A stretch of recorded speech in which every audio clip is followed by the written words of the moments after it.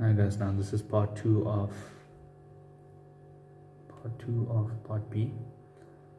This is the lower extremity of the legs, which is, it will be the leg extension, which is the lower body exercise. I'll be explaining the setup now, which is number one on my list. You need to place your hands on the grip when extending the leg. You need to lift, when you lift the weight with your legs, with your lower leg, it's on the tibia now. You need to inhale and hold it there. When you hold it there, as you go down, you exhale. So that breathing process needs to occur. You need to ensure that the pads protect your lower tibia and foot when contracting, and you need to ensure that the pads are at the correct place and that it's not hurting you in any way.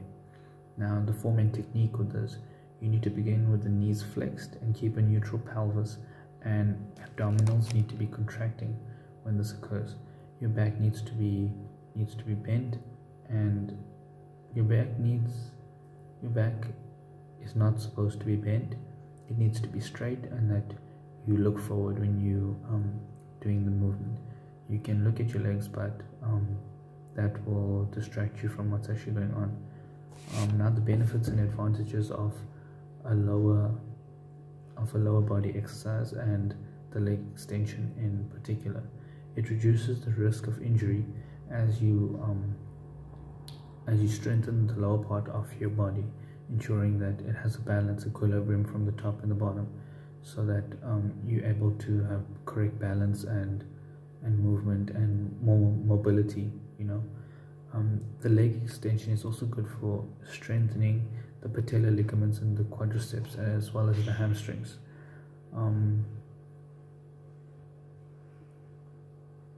As well as the quadriceps attached to the knee, it also builds muscles in your quadriceps, and this is also beneficial for when you do cardiovascular training. Your quadriceps are very important during that time. Now I'll be demonstrating I'll be telling you the FIT principle. I'll start off with the frequency. How many times a week do you need to be doing leg exercises and leg extension in particular? Right here, for me, it should be done twice a week, ensuring that you get the necessary strength training done on this. 2 times a week is required to maximize muscle growth, and this is therefore said because you need to build tolerance, and in order to build tolerance, you have to be able to hit the same muscle twice in 1 week.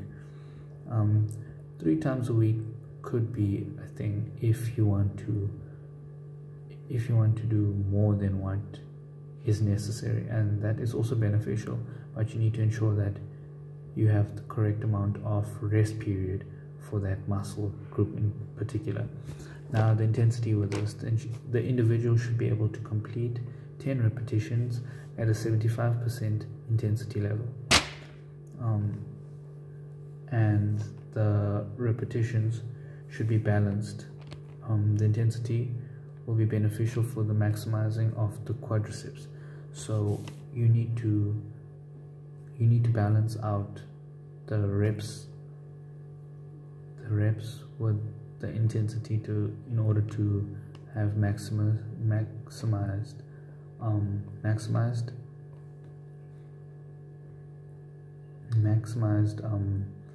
muscle gains.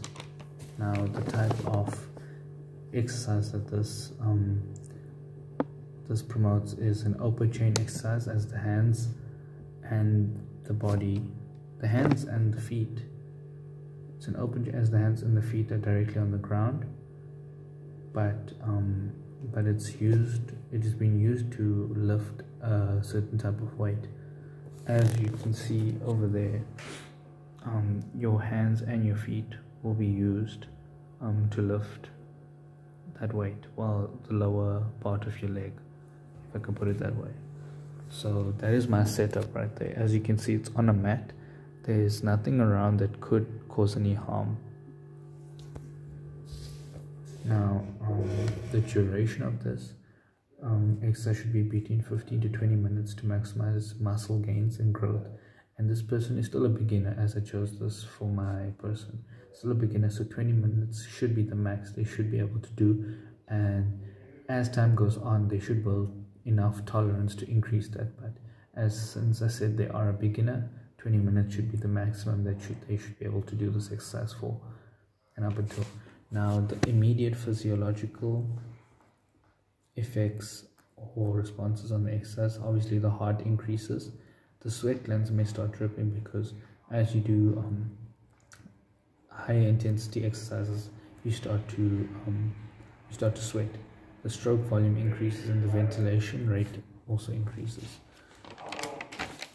The long-term physiological responses and adaptations: the balance in the lower extremity of the body gets better, muscle strength of the lower legs increase, cardiorespiratory capacity increases, posture will also get better going on from the bottom. As I said, that's very important to have a good posture, because your legs are used every single day of your life. You need to have a good posture in order to be looking decent going outside. Now, the safety and effective ways of doing this: you need to ensure that your hands on the grip or some sort of support structure in order to lift the weight with your lower legs. You need to make sure that the back pad and ankle pad is adjusted, that it's suitable for your body composition. And you need to adjust the ankle pad so that it's directly, not too much above your ankle, but just enough so that it doesn't hurt the lower part with the metal piece. And you need to have good interval sets in between to allow your muscles to rest.